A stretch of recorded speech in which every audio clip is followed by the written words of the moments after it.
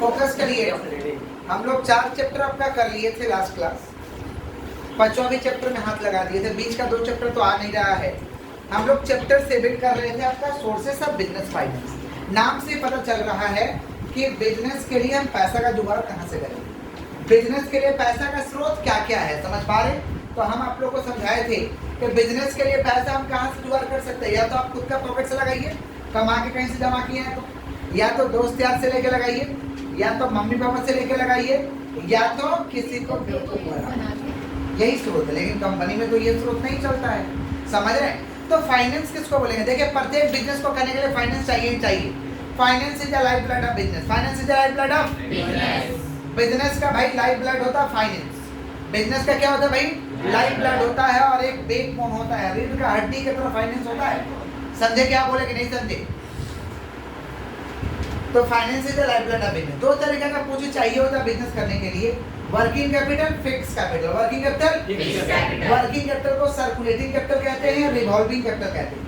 Circulating capital, revolving capital, सुनिएगा ध्यान से। Working capital refers to maintaining day to day operating expense of the business. Working capital refers to maintaining day to day operating expense of the business. Working capital के माध्यम से हम business का daily का खर्च को चलाते हैं। वर्किंग कैपिटल किसको कहेंगे? जो रोजमर्रा का जिंदगी जीने के लिए जो पैसे चाहिए उसे क्या कहते हैं? Working capital. तो साधारण भाषा में कह सकते हैं कि बिजनेस को चलाने का डेली का जो खर्चा होता है उसे क्या कहेंगे? Working capital. फिक्स कैपिटल कैसा होता है भाई? जो लंबे समय के लिए हमें चाहिए, समझ पा रहे? फिक्स कैपिटल का व्यापारी को समस्या नहीं है, आज वर्किंग कैपिटल का समस्या है। फिक्स कैपिटल तो बाहर में मिलता है। Fix capital refers to purchasing fixed asset. Fixed capital refers to purchasing like land, building, plant, furniture. Land, building, plant, furniture. Working capital के अंदर आता है current asset, current liability. Current asset, current asset क्या होता है भैया? जो 12 महीने के अंदर अंदर पैसा मिल जाएगा उसे कहते हैं करेंट एसेट। जैसे stock, debtor, cash. Stock, debtor, cash. Current liability क्या होता है भैया? जिसका पैसा हमको 12 महीने के अंदर अंदर चुकाना होगा। जैसे creditor bills paper bank overdraft, creditor bills paper, इसे हम क्या कहते हैं? Current liability. क्या कहते हैं? क्लियर है क्या? अच्छा, उसके बाद में हम लोग समझे थे कि sources of business finance. Sources of business finance का स्रोत तो बहुत सारा है, जिसमें हम लोग समझे थे on the basis of ownership. On the basis of ownership के आधार पे 2 स्रोत है हमारा, एक है ओनर्स फंड, एक है बोरोड फंड। बोलो क्या बोले? ओनर्स फंड मैंने अपना रुपया लगाएंगे तो ओनर्स फंड, लोन लेके लगाएंगे तो कौन सा फंड? Borrowed fund. लोन लेके लगाएंगे तो कौन सा फंड? Borrowed fund. समझ रहे? और भी हम लोग का टाइप्स ऑफ कैपिटल था on the basis of period. On the basis of long term के लिए कैपिटल चाहिए कि शॉर्ट टर्म के लिए चाहिए कि मीडियम टर्म के लिए चाहिए। लॉन्ग टर्म यानी 5 साल से ज्यादा के लिए पैसा चाहिए, मीडियम टर्म यानी 1 साल से ज्यादा 5 साल से कम, शॉर्ट टर्म यानी हमें 1 साल के लिए चाहिए। समझ पा रहे? शॉर्ट टर्म का सोर्सेस क्या था? ट्रेड क्रेडिट था, जो बिजनेसमैन आपस में उधार कर लेते हैं, ट्रेड क्रेडिट। समझ पा रहे क्या बोल रहे हैं? अच्छा, मीडियम टर्म का क्या था? Loan from bank, loan from bank. और लॉन्ग टर्म का क्या था? Equity, preference, return earning, debenture, loan, debenture, loan. ये सब क्या था हम लोग का? Long term. क्या था? Long term. उसके बाद हम लोग बात की था इंटरनल सोर्सेस ऑफ फंड। आंतरिक स्रोत क्या है भाई फंड का जुगाड़ करने का? आंतरिक स्रोत फंड का जुगाड़ करने का क्या है? आंतरिक स्रोत क्या था? Equity, preference, return earning. बोलो। एक्सटर्नल सोर्सेस क्या था भाई? Debenture, loan, debenture, loan. ये सब कौन सा? डिवेंचर, लोन, ट्रेड क्रेडिट, ये सब कौन सा सोर्सेस है? एक्सटर्नल। कौन सा सोर्सेस? ओनर्स फंड समझे थे? Owner's fund means fund contributed bye owner from his accumulated profit of the business, from his accumulated profit of the owners fund का फीचर समझे थे, फीचर विशेषता समझे थे कि it is a permanent nature of capital. It is a permanent nature of capital. It is a risky capital. Risk बहुत ज्यादा होता है ओनर्स फंड में, बहुत ज्यादा रिस्क होता है, क्योंकि अब टेक ओवर का चांसेस बना रहता है। टेक ओवर का चांसेस समझ पा रहे हैं? ज्यादा लोग से रुपया ले लीजिएगा, ज्यादा लोग को मालिक बना लीजिएगा तो ऑर्गेनाइजेशन टेक ओवर हो जाएगा। ऑर्गेनाइजेशन क्या हो जाएगा? It is a risky capital. It is a no security required, no security. Sources of owners fund, equity, preference, return earning. Owners fund का स्रोत है या तो इक्विटी से पैसा लीजिए, इक्विटी शेयर से, या तो प्रेफरेंस शेयर, या तो रिटर्न अर्निंग। कौन सा अर्निंग बोलिए? Return earning. ये क्या है? Features of owners fund. borrowed fund means fund taken by way of loan, fund taken by way of loan के जरिए जब हम फंड जुगाड़ेंगे इसे कहते हैं बोरोड फंड। बोरोड फंड का एग्जांपल था, सोर्सेस क्या था? Debenture loan, debenture loan. Borrowed fund का फीचर्स था हम लोग का, it is not a permanent nature of capital, It is not a permanent nature of capital. It is not a risky capital. It is not a यहाँ पे security required. Security fixed period के लिए होता है, fixed time के लिए होता है. किसका बात कर रहे हैं? borrowed fund. किसका? borrowed fund. फिर डिफरेंस फर्क है ओनर्स फंड borrowed fund. पहले तो मीनिंग हो जाएगा कि owner's fund means fund contributed bye owner from his accumulated profit of the business. borrowed fund means fund taken by VF loan. Fund taken by VF loan. इसे कौन सा fund कहते हैं? borrowed fund. कौन सा फंड? क्लियर है कि यहाँ तक क्लियर है? अच्छा, ओनर्स फंड में क्या मिलता है? डिविडेंड. क्या मिलता है? borrowed फंड में क्या मिलता है? इंटरेस्ट. क्या मिलता है? सोर्सेस क्या है ओनर्स फंड का? Equity, preference, return earning. Equity, preference. borrowed fund का सोर्सेस क्या है भाई? डिवेंचर और लोन. डिवेंचर और ओनर्स फंड का रुपया लौटाने का दरकार नहीं है. borrowed फंड का रुपया लौटाना पड़ेगा. borrowed फंड का रुपया. ओनर्स फंड क्या है? Permanent nature of capital. borrowed fund क्या है? It is not a permanent nature of capital. Owner's fund क्या है? It is a risky capital. It is a borrowed fund क्या भैया? It is not a risky capital. It is not a owner's fund के लिए security not required. Security borrowed fund के लिए security required. Security required. Equity share capital क्या होता है? Equity share capital are those share which do not carry any preferential right. Equity share are those share which do not carry any preferential right. Equity share ऐसा share होता है जो किसी भी preferential right को कैरी नहीं करता है. प्रेफरेंशियल राइट को कैरी नहीं करता. प्रेफरेंशियल राइट का मतलब क्या होता है? कोई भाई आपको प्रेफरेंस नहीं मिलेगा. कोई आपको प्रेफरेंस माने फर्स्ट वाला अधिकार आपको नहीं मिलेगा. समझ पा रहे हैं? Preferential are those share which is carry preferential right. समझ पा रहे हैं? In respect of dividend. In respect of क्या चीज? डिविडेंड. डिविडेंड के केस में उसे प्रेफरेंशियल राइट मिलता है. किसका बात कर रहा है? Preferential capital. Preferential capital. फिर पढ़े थे इक्विटी शेयर और प्रेफरेंशियल का डिफरेंस. तो पहले तो मीनिंग लिखेंगे कि equity share are those share which do not carry any preferential right. Preferential are those share which carry preferential right in respect of dividend या right of dividend. Right of dividend. Equity share में dividend not fix, dividend fix. Dividend not fixed, dividend voting right available, voting right not available except special circumstances. Except special. Equity share can be buyback. Equity share can be preference share can be redeemable. Can be preference share का पैसा लौटा सकते हैं, लेकिन equity share को क्या करेंगे? Buyback करेंगे. क्या करेंगे हम लोग? फिर पहले से हम लोग शेयर और डिवेंचर. शेयर और डिवेंचर. लेकिन शेयर और डिवेंचर से पहले था रिटर्न अर्निंग. क्या था? रिटर्न अर्निंग का एग्जांपल था जनरल रिजर्व. रिटर्न अर्निंग का एग्जांपल क्या था? General reserve. रिटर्न अर्निंग का मतलब जमा रुपया, प्लगिंग बैक. जमा रुपया, प्लगिंग बैक भी कहते हैं. Return earning means part of profit of the organization, part of profit of the organization which is not distributed among the shareholder, which is not distributed among the but kept in the organization for the growth of the organization, for the growth of the. Return earning का मतलब होता है जमा रुपया, जमाए हैं, share holder को नहीं दिए हैं, रखे हुए हैं कुछ रुपया से अपने ऑर्गेनाइजेशन का ग्रोथ करें. इसे कहते हैं रिटर्न अर्निंग. क्या कहते हैं? माने जमा रहे पैसा, शेयर होल्डर को नहीं दे रहे, जमा रहे. इसे कहते हैं रिजर्व. एग्जांपल क्या भैया? रिजर्व. एग्जांपल क्या है? रिजर्व. या इसे कहते हैं जनरल रिजर्व. क्या कहते हैं? समझ रहे हैं किसका बात कर रहे हैं हम लोग? Return earning. किसका? समझ रहे हैं? फिर हम लोग पढ़े थे capital. Capital is the amount of money. Capital is the amount of money which is invested in the business. Capital किसको बोलेंगे? ऐसा पैसा जो हम बिजनेस में लगाए हैं उसे कहते हैं कैपिटल. क्या कहते हैं? Capital is the amount of money which is invested in the business.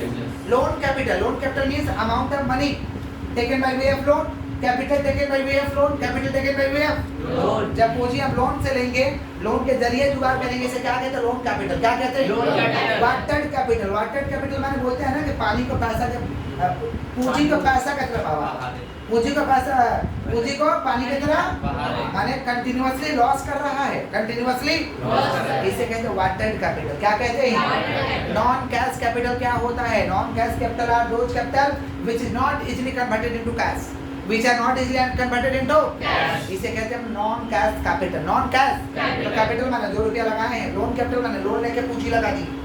समझ रहे हैं? वाटर्ड कैपिटल माने कंटिन्यूअसली हमें लॉस हो रहा है.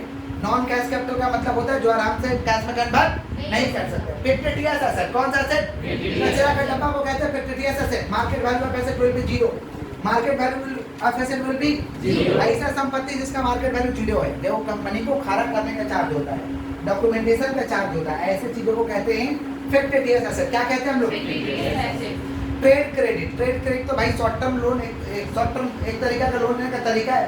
ट्रेड क्रेडिट माने एक बिजनेसमैन दूसरा बिजनेसमैन से उधार में गुड्स ले लिया. उधार में समझ पा रहे? जैसे मान लीजिए हम इनको 10 लाख का कोयला बाकी दे दिए, 10 लाख का कोयला बाकी दे दिया तो 10 लाख का उनको लोन मिल गया ना, इसको कहते हैं ट्रेड क्रेडिट। क्या कहते हैं? Trade credit. एक बिजनेसमैन दूसरे बिजनेसमैन से जब उधार में गुड्स कर देगा तो एक तरीका का उसे लोन का सुविधा मिल जाता है, इसे कहते हैं ट्रेड क्रेडिट। क्या कहते हैं? Trade credit. Trade credit means one businessman goods purchase on credit from another businessman, goods purchase on credit from another businessman, इसे कहते हैं ट्रेड क्रेडिट। क्या कहते हैं? फिर समझे थे inter corporate deposit. Inter corporate जिसको कह रहे थे आईसीडी, आईसीडी का फुल फॉर्म था inter corporate deposit. Inter corporate deposit, ICD means one company deposited amount of money into the another company, one company deposited amount of money into the another company. एक company दूसरे company जब पैसे जमा करेगा, एक company जब दूसरे company में पैसा जमा करेगा, इसे कहते हैं इंटर कॉर्पोरेट डिपॉजिट। बोलो क्या बोले?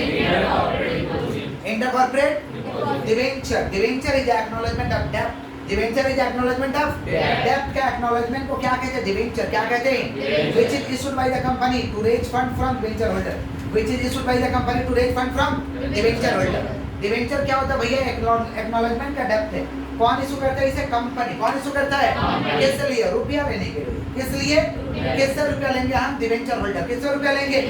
किसका बात कर रहे हैं हम लोग? डिवेंचर। किसका बात कर रहे हैं? Public deposit. Public deposit means fund taken from public, fund taken from by given advertisement in the newspaper, by given advertisement in the newspaper। जब जनता से रुपया हम लेंगे ना, इसे कहते हैं पब्लिक डिपॉजिट। क्या कहते हैं? It is unsecured deposit, it is unsecured. Unsecured है भाई, पैसा डूब भी सकता है। किसका बात करें हम लोग? Public deposit. किसका? Public deposit. प्रेफरेंशियल का टाइप्स था। प्रेफरेंशियल का क्या था?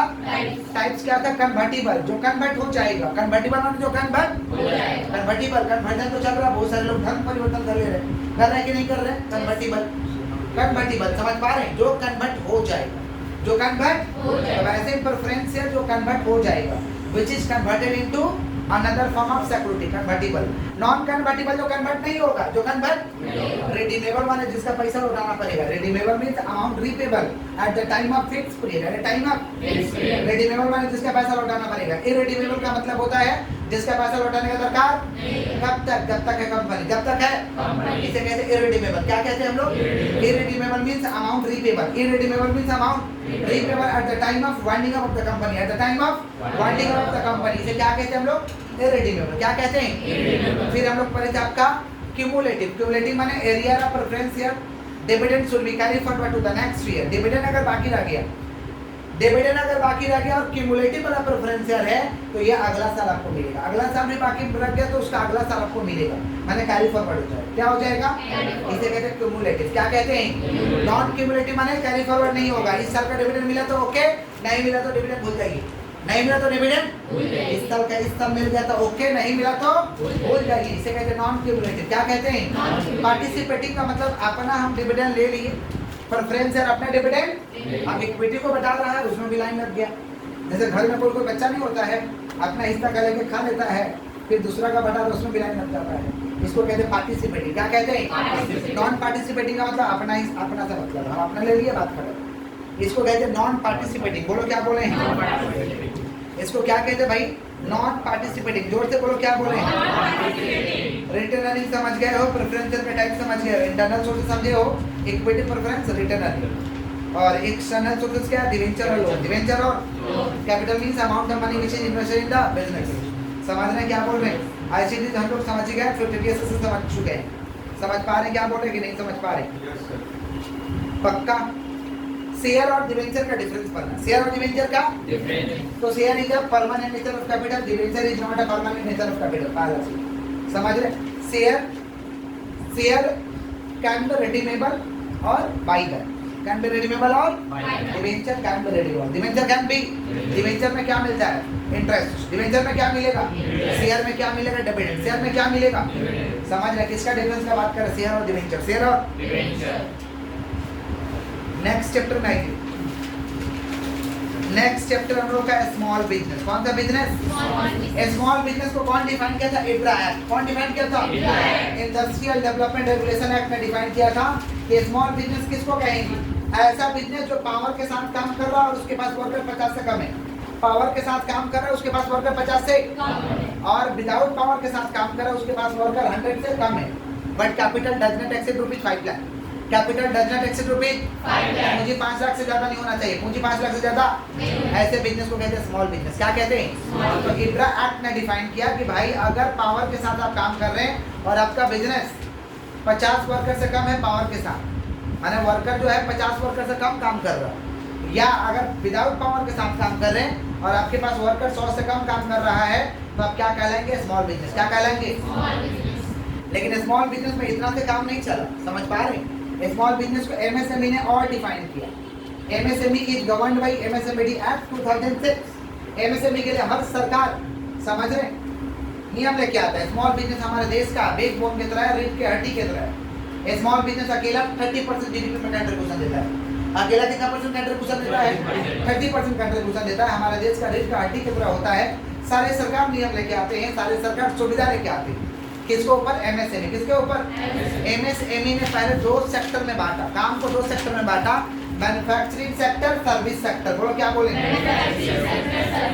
Manufacturing sector, service sector. Manufacturing का मतलब क्या होता है? जो बना के बेच रहा है।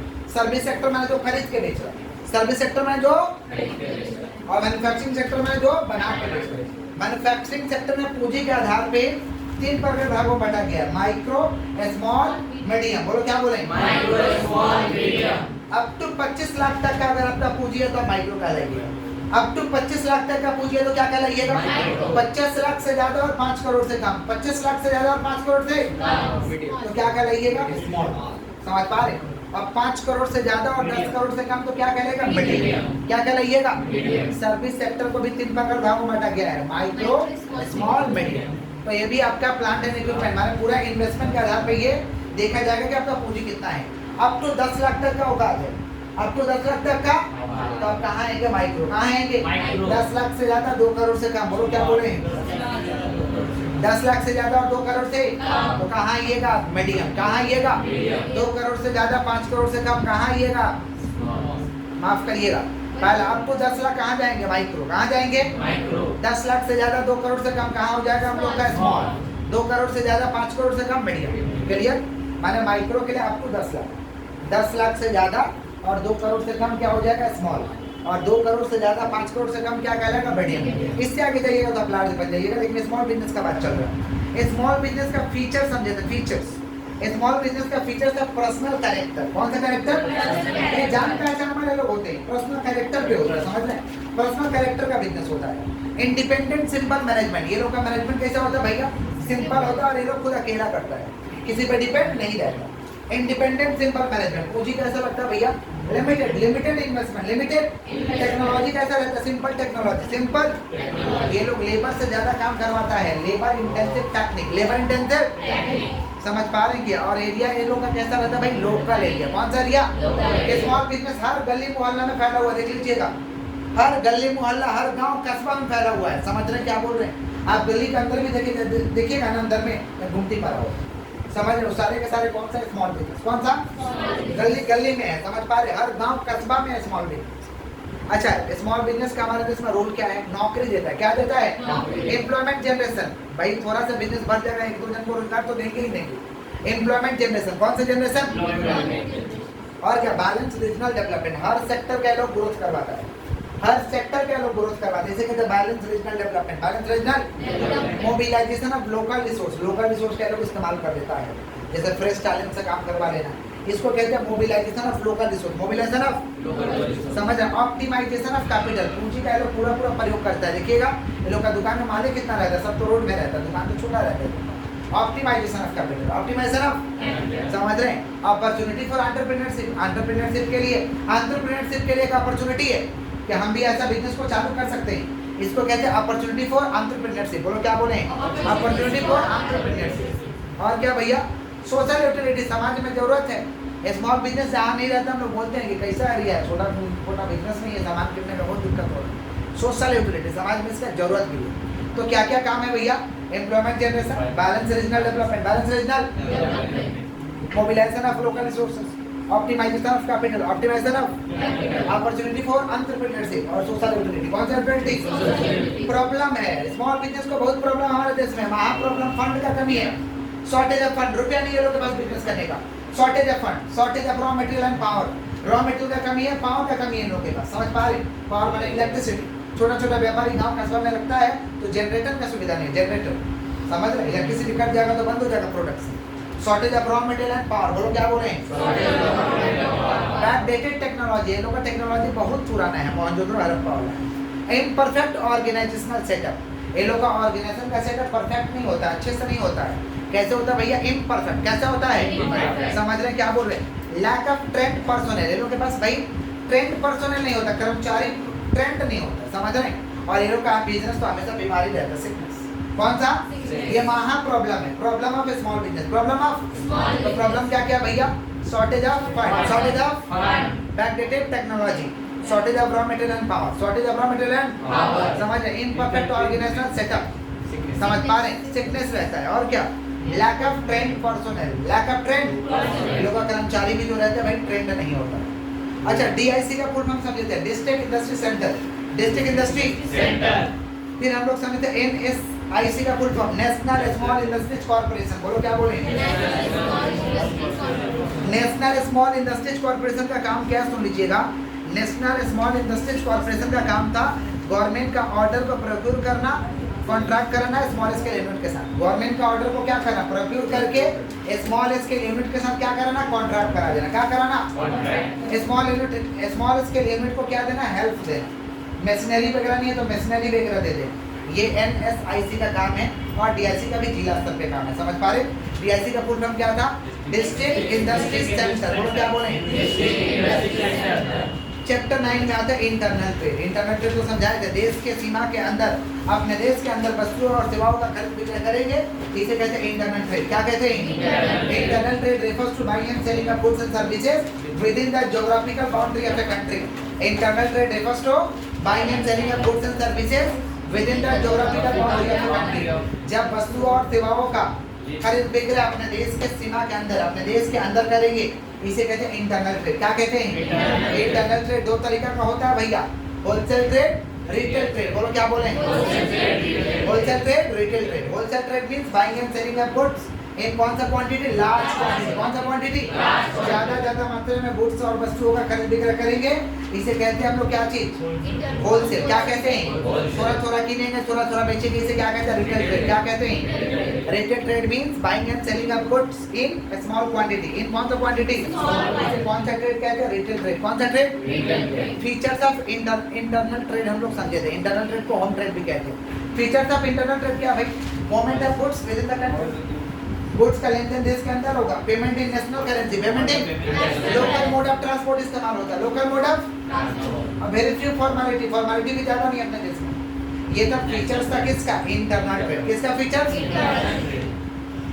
जो व्यक्ति होलसेल करेगा उसे होलसेलर कहते हैं, जो व्यक्ति होलसेल करेगा उसे, जो व्यक्ति रिटेल करेगा उसे क्या कहते हैं? रिटेलर। क्या कहते हैं?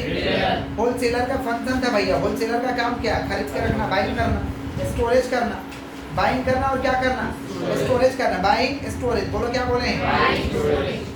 ट्रांसपोर्टिंग का फैसिलिटी रखता है गुड्स लाने के लिए, गुड्स पहुंचाने के लिए। फाइनेंसिंग का लोग काम कर देता है। होलसेलर क्या करता है ना? होलसेलर मैन्युफैक्चरर को कैश देके लाता है और रिटेलर को बाकी में दे देता है। रिटेलर को जैसे मान लीजिए हम कैश देके लेके आए तो होलसेलर को कैश मिल गया, और हम ये होलसेलर लोग क्या कहता है? रिटेलर को सुबह माल देता है, शाम को पैसा देता है, या सुबह देता है या एक सप्ताह में पैसा देता है। तो हम उधारी में दे दिए ना, तो फाइनेंस का काम हो गया कि नहीं? इसको कहते हैं फाइनेंसिंग। क्या कहते हैं? तो ये लोग क्या करता है? बाइंग करता है, खरीद के रखता है अपने पास। फिर क्या कहता है? ट्रांसपोर्टिंग। फिर क्या? फाइनेंसिंग। कौन सा? ग्रेडिंग एंड पैकेजिंग भी करता है लोग। ग्रेडिंग एंड पैकेजिंग माल खुला में माल खरीद लो, अपना लेबल, अपना पैकेट लगा के बेच दो। Grading and packaging. Grading and समझ पा रहे? बुद्धि में जा रहा है। वेयर हाउसिंग, गोदाम में रखता है लोग। रिक्स को उठाता है, रिक्स बियरिंग। रिक्स ये फंक्शन ऑफ क्या? Wholesaler. Function of wholesaler. Retailer का भी फंक्शन था भैया। रिटेलर का फंक्शन था बाइंग करना। क्या करना? इसका भी काम बाइंग करना। फाइनेंसिंग करना, कस्टमर को उधार में देता है लोग। बाइंग करना, क्या करना? फाइनेंसिंग करना। स्टोरेज करना, ये लोग भी रखता है अपने पास। ट्रांसपोर्टेशन, लाता है लोग, गाड़ी रखता है। ट्रांसपोर्टेशन। ग्रेडिंग, ये लोग भी कभी कभी माल मंगा के अपना पैकेट लगा के बेचता है। ग्रेडिंग। रिस्क बियरिंग, कौन सा बोलिए? सेलिंग करता है लोग। मार्केट को रिसर्च भी करता है लोग, क्या चाहिए और क्या नहीं चाहिए। किसका काम है ये? Function of retailer. Function of retailer का फंक्शन क्या? बाइंग करना, स्टोरेज करना, फाइनेंसिंग करना, ट्रांसपोर्टेशन, रिस्क बियरिंग, सेलिंग करना, मार्केट को रिसर्च करना, किसका काम है भैया? रिटेलर। किसका काम है? फिर पढ़े थे हम लोग इटिनरेंट्स। क्या पढ़े थे? इटिनरेंट्स को कहते हैं मोबाइल ट्रेडर, जो घूम घूम के बेचता है, जिसका फिक्स लोकेशन नहीं होता है, जिसका बेचने का कोई फिक्स लोकेशन नहीं होता है, ऐसे व्यापारी को हम कहते हैं इटिनरेंट्स। क्या कहते हैं? इटिनरेंट्स refers to retail trade who have no fixed place of business, who have no fixed place of business. They move from one place to another place. They move from one place to another place in search of customer, in search of। ऐसे व्यापारी को कहते हैं इटिनरेंट्स। क्या कहते हैं? जो घूम घूम करके कस्टमर का खोज करते रहता है, इसे मोबाइल ट्रेडर भी कहते हैं।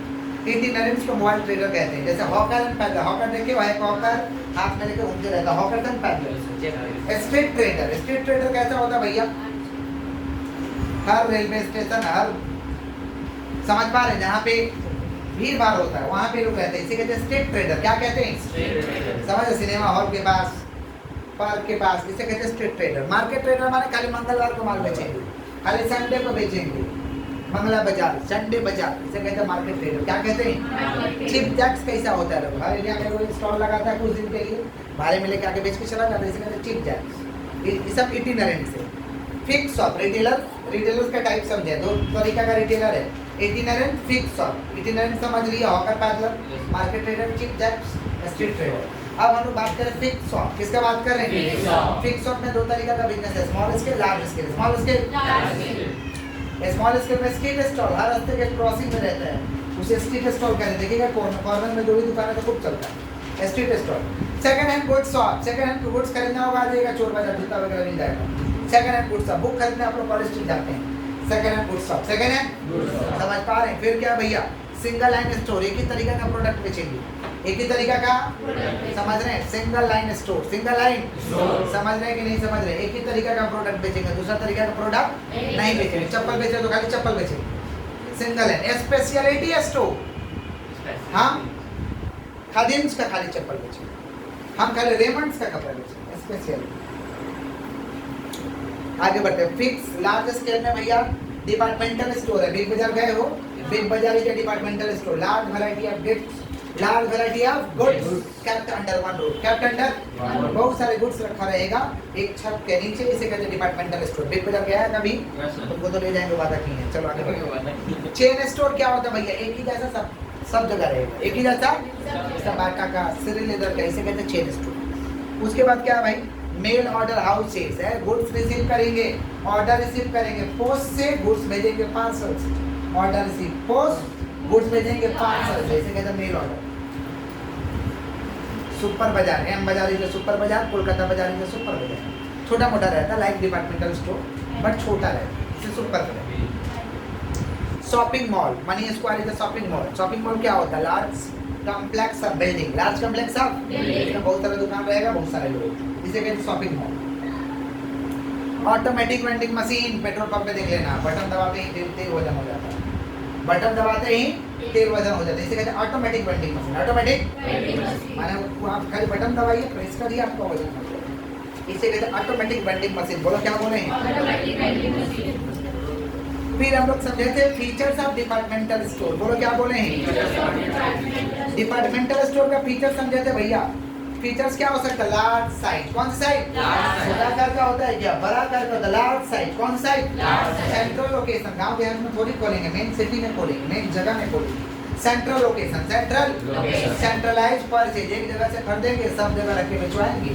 Decentralise selling, centralise purchase, decentralise selling, centralise purchase, decentralise, departmentally organise, इसमें जाइएगा ना तो डिपार्टमेंट टाइप का ऑर्गेनाइज किया रहता है, डिपार्टमेंटली ऑर्गेनाइज, डिपार्टमेंटली मिडिलमैन को लोग हटा देता है, elimination of middleman, elimination of middleman. और सुविधा भी बहुत सारा है, सर्विसेज एंड अमेनिटी, जाते जाते इसी का हवाला मिलेगा, जब कितना भी गर्मी में जाओगे, चिल पे हो जाओगे अंदर जाके, services and amenity, services and और भी बाकी वगैरह का फैसिलिटी, खाने का फैसिलिटी रहता है, ये सब क्या सर्विसेज एंड अमेनिटी। सुनिएगा ध्यान से, features of departmental store, features of departmental store का फीचर्स क्या भैया? Large size, central location, centralise purchase, decentralise selling, समझ है? Departmentally organise, elimination of middleman, services and amenity. Difference पढ़े थे भैया हम लोग, चेन स्टोर और डिपार्टमेंटल स्टोर का हम लोग डिफरेंस पढ़े थे। चेन स्टोर और departmental, large variety of goods kept under one roof, उसे कहते हैं departmental store. Chain store single deals with single line product, deals with single line product. सुन रही हो दीदी? डीलिंग डिपार्टमेंटल स्टोर में कैश और क्रेडिट दोनों में डीलिंग होती है। चेन स्टोर में सिर्फ और सिर्फ कैश में डीलिंग होता है, सिर्फ और सिर्फ कैश में डीलिंग होता है। लोकेशन ये कहाँ होता है? सेंट्रली लोकेटेड होता है, centrally located generally big cities में होता है। और ये चेन स्टोर क्या होता है? Every locality, every locality. Risk departmental store में हाई रिस्क और चेन स्टोर में लो रिस्क, स्प्रेड रिस्क, सब पे रिस्क बटा जाता है। सब पे रिस्क क्या होता है? बटा जाता है। Types of customer departmental store में कैसे कस्टमर आएगा? Attract high income group people, high income group IMAX में हर तरीके के लोग जाएंगे। समझ रहे क्या बोल रहे हैं? डेकोरेशन डिपार्टमेंटल स्टोर का डिफरेंट डिपार्टमेंटल स्टोर है डिफरेंट डेकोरेशन। चेन स्टोर का क्या होता है? Same decoration, same decoration. Mail order houses तो आगे ही समझा दिए हैं। Chamber of commerce, chamber of commerce is a voluntary association, chamber of commerce is a association of businessman, businessman का वॉलंटरी एसोसिएशन को कहते हैं chamber of commerce, chamber of commerce. ये लोग किस लिए होते हैं? ताकि उसके मेंबर का हित का बचाव किया जा सके। तो चैम्बर ऑफ कॉमर्स का रोल था, क्या था?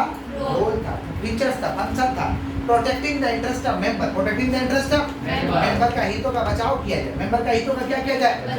रोल ऑफ स्पोक्समैन, बोलता है टाइम टू टाइम, बोलता है चैम्बर ऑफ कॉमर्स। समझ रहे? इन्फॉर्मेशन टू मेंबर, अपने मेंबर को इन्फॉर्मेशन देना टाइम टू टाइम। किसका बात करें? Chamber of commerce. Forming code of conduct, नियम बनाएगा, forming code of conduct, forming code of time to time education और ट्रेनिंग देगा, टाइम टू टाइम एजुकेशन और झगड़ा उगड़ा हो गया तो सोल्व कराएगा।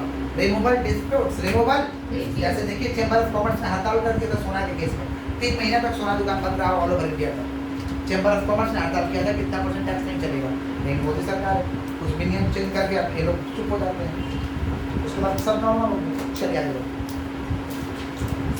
उसके बाद invoice, invoice is a bill, invoice is a bill, invoice is a bill sent by the seller to the buyer, sent by seller to the buyer, उसे कहते हैं इनवॉइस। लॉरी से माल आएगा, लॉरी रिसिप्ट, रेलवे से माल आएगा, railway receipt. Debit note, debit note एक तरीके का चिट्ठा है, क्रेडिट नोट एक तरीके का चिट्ठा है। डेबिट नोट चिट्ठा है, क्रेडिट नोट भी चिट्ठा है। डेबिट नोट चिट्ठा है जिसमें लिखा रहता है किस रीजन से, किस वजह से तुमने अकाउंट को डेबिट किया है, किस वजह से तुमने अकाउंट को डेबिट किया है। क्रेडिट नोट भी एक चिट्ठा है जिसमें लिखा रहता है कि किस वजह से तुम्हारे अकाउंट को क्रेडिट किया है। इसके बाद में हम लोगों का था टर्म्स ऑफ ट्रेड, सीओडी, बहुत अच्छा लगता है हम लोगों को COD, cash on delivery. Cash on delivery का मतलब क्या होता है? It means cash payment is only made, it means cash payment is only made to the buyer, only made to the buyer. समझ पा रहे? Buyer to the seller when the goods are delivered, when the goods are delivered. जब goods दोगे तब तुमको हम पैसा देंगे, जब गुड्स देगा तब तुमको हम पैसा देंगे। FOB का मतलब था free on board, free on board. CNF का मतलब था cost and freight, cost and freight. CIF का फुल फॉर्म था cost insurance and freight, cost insurance and freight. ENOE का मतलब था error and omission expected, error and omission expected. Next chapter में इसी के साथ हम लोग मूव किए थे इंटरनेशनल ट्रेड, देश के सीमा के बाहर, देश के सीमा के अपने देश के बाहर किसी भी देश को बेचोगे गुड्स उसे कहते हैं इंटरनेशनल ट्रेड। अपने देश के बाहर किसी भी देश को गुड्स बेचोगे उसे क्या कहते हैं? International trade. International trade means buying and selling of goods and services beyond the geographical boundary of the country, beyond the geographical boundary of a country. International trade का मतलब होता है वस्तुओं और सेवाओं का खरीद बिक्री अपने देश के सीमा के बाहर करेंगे, इसे कहते हैं इंटरनेशनल ट्रेड। क्या कहते हैं हम लोग? International trade. क्लियर है क्या? इंटरनेशनल ट्रेड 3 तरीके का होता है, एक्सपोर्ट, इंपोर्ट, इंपोर्ट। बोलो क्या बोल? Export, import, import. When one country goods sold to the another country, export. When one country goods purchased from another country, import. Import में दूसरा देश से गुड्स खरीद के मंगाया किस लिए? ताकि तीसरा को बेचे, ताकि तीसरा को इसे कहते हैं इंपोर्ट। क्या कहते हैं? ये बताना। Goods sold to Delhi, import की export. Goods sold to Delhi, Delhi को बेचे हैं, इंपोर्ट की एक्सपोर्ट। हां अब तुमको मिलेगा दाना सुगंधा सेल। दिल्ली तो दूसरा का देश लगता है, दिल्ली दूसरा का देश है। बस सेल देश में होगा तो सेल और परचेज।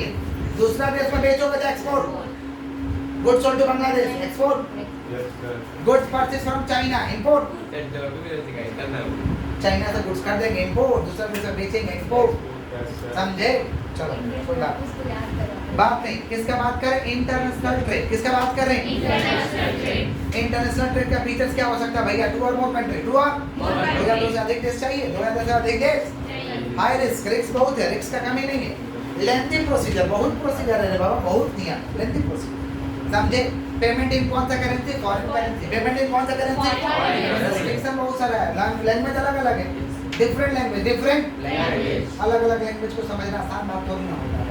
ये features of international trade, features of international trade को करने में कॉम्प्लेक्सिटीज था, दिक्कत क्या था, सुधार क्या था, डिस्टेंस, दूर पड़ता है, लैंग्वेज बैरियर, लैंग्वेज हम लोग समझ नहीं पाते, डिफरेंट करेंसी, बहुत सारा करेंसी है, समझ रहे, डिफरेंट करेंसी, क्रेडिट वर्दीनेस, बाकी साकी का धंधा वहाँ नहीं मिलता है, रेस्ट्रिक्शन है, समय टाइम लग जाता है, टाइम लैग, समझ रहे, रिस्क एंड ट्रांजिट रास्ते में 100 है, ये सब complexities of international trade, complexities of difference between internal trade or international trade, difference between internal trade or international trade. Internal trade refers to, by the meaning, internal trade refers to buying and selling of goods and services within the geographical boundary of a country. International trade definition चाहते तुम लोग बोलो। international trade refers to buying and selling of goods and services. Very good. Internal trade में risk low की high, internal लो, international में high, payment internal में कौन सा करेंसी को उधर इंटरनेशनल फॉरेन, कौन सा करेंसी, समझ रहे हैं कि नहीं समझ रहे, पक्का। अच्छा, इंटरनल के लिए कितना कंट्री चाहिए, कितना कंट्री, और इंटरनेशनल के लिए एटलीस्ट टू, कम से कम, एटलीस्ट टू, कम से कम घर से तो कुछ भी हो सकता है, एटलीस्ट टू। इंटरनल में कौन सा मोड ऑफ ट्रांसपोर्ट इस्तेमाल करते हैं, लोकल मोड, कौन सा, रोड और रेल, रोड और इंटरनेशनल में कौन सा मोड ऑफ ट्रांसपोर्ट इस्तेमाल करते हैं, ship and air, ship and, clear है। तो पहले मीनिंग बताना है, रिस्क क्या है भाई, इंटरनल में लो, उसमें क्या हाई, करेंसी, इंटरनल में नेशनल, इंटरनेशनल में फॉरेन, समझ रहे क्या बोल रहे हैं कि नहीं समझ, transport, local mode of transport, वहाँ पे शिप और एयर, शिप और एयर, समझ रहे हैं कि नहीं समझ रहे हैं। उसके बाद one country involve, at least to country involve, language क्या रहेगा यहाँ पे, सेम लैंग्वेज, वहाँ पे क्या रहेगा, डिफरेंट लैंग्वेज। फिर हम लोग समझे थे आपका ट्रिप्स का फुल फॉर्म था, trade related intellectual property right, बोलो जोर से बोलो, भाई ट्रेड रिलेटेड, ट्रेड हो रहा है इंटेलेक्चुअल प्रॉपर्टी राइट से संबंधित, इंटेलेक्चुअल प्रॉपर्टी राइट माने यूजफुल कुछ बना दिए, उससे संबंधित ट्रेड हो रहा है, जैसे व्हाट्सएप, फेसबुक, ये सब बना दिए, उससे रिलेटेड जो ट्रेड हो रहा है उसे ट्रिप्स कहते हैं। TRIPS, trade related investment measure, trade related investment से संबंधित आपका ट्रेड हो रहा है, जो आप पृथ्वी पर कहीं से भी करना चाहते हैं, तो उसे क्या कहेंगे, ट्रिप्स, क्या कहेंगे, तो ट्रिप्स का फुल फॉर्म क्या है, ट्रेड रिलेटेड इन्वेस्टमेंट मीजर, बोलो क्या बोलेंगे, WTO का फुल फॉर्म था world trade organisation, world trade कब पैदा हुआ था, 1995, कब पैदा हुआ था भैया, 1995, हेड ऑफिस किधर है, जेनेवा, हेड ऑफिस किधर है, गैट का फुल फॉर्म क्या है, general agreement tariffs on trade, general agreement tariffs on, इसका फर्स्ट कॉन्फ्रेंस कब हुआ था गैट का, 1947, कब हुआ था, 1947, कब हुआ था बोलिए, समझ रहे हैं।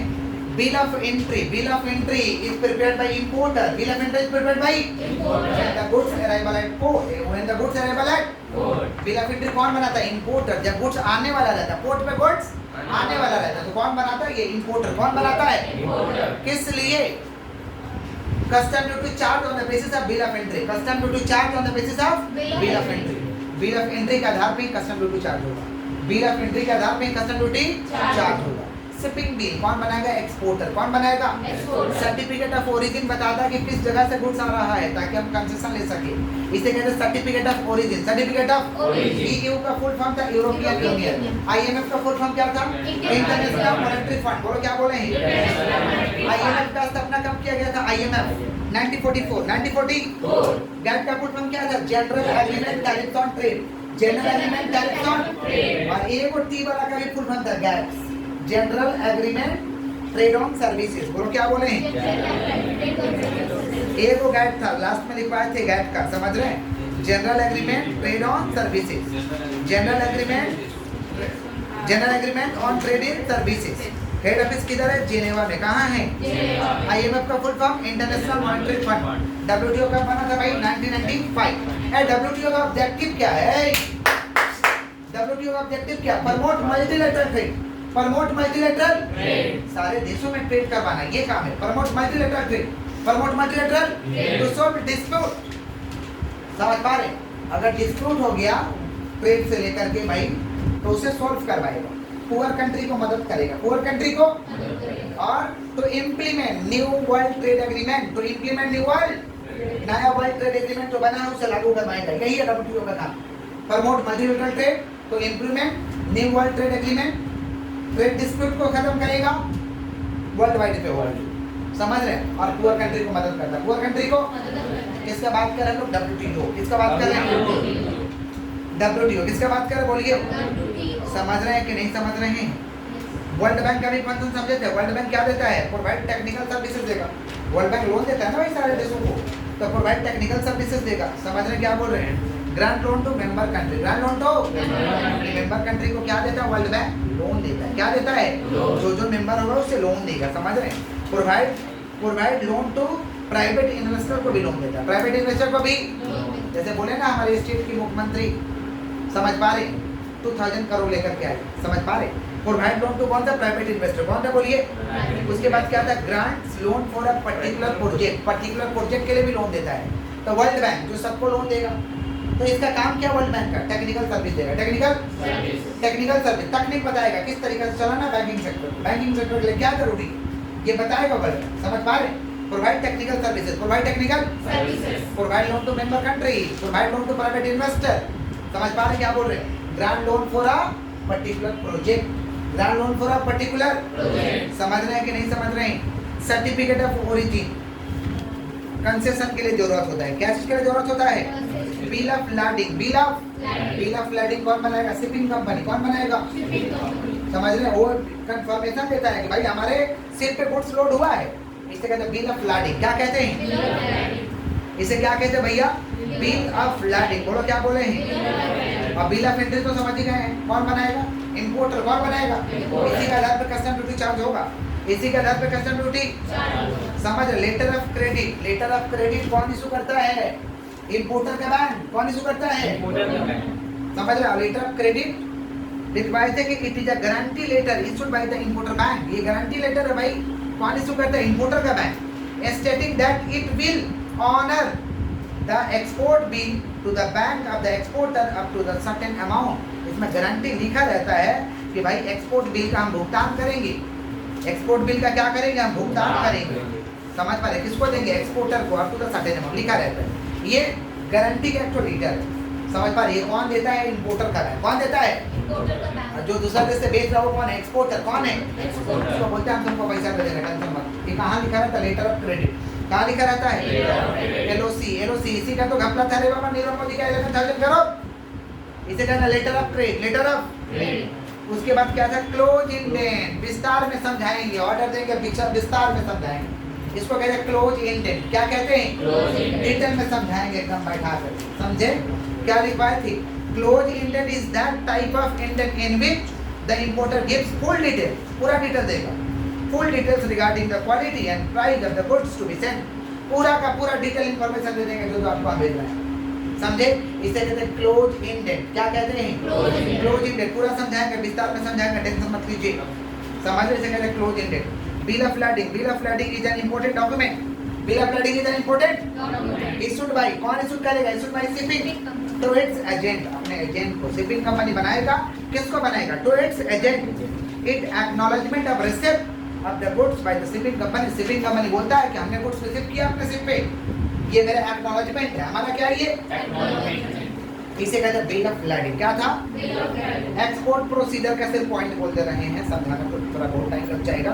एक्सपोर्ट का प्रोसीजर क्या था भैया, एक्सपोर्ट का प्रोसीजर था रिसिप्ट ऑफ इंक्वायरी और sending quotation, receipt of inquiry और sending, obtaining export order, intent and sending confirmation, receiving letter of credit, receiving letter of, obtaining export license, obtaining, उसके बाद क्या था, obtaining pre-shipment finance, प्रोडक्शन और procurement of goods, pre shipment inspection था, excise clearance था हमारा, obtaining certificate of origin, obtaining certificate of, उसके बाद रिजर्वेशन ऑफ शिपिंग स्पेस, उसके बाद क्या था, packing and forwarding, packing and insurance of goods, insurance of custom clearance, obtaining mates receipt, payment of foreign and insurance of bill of landing, preparation of invoice और securing payment, ठीक है।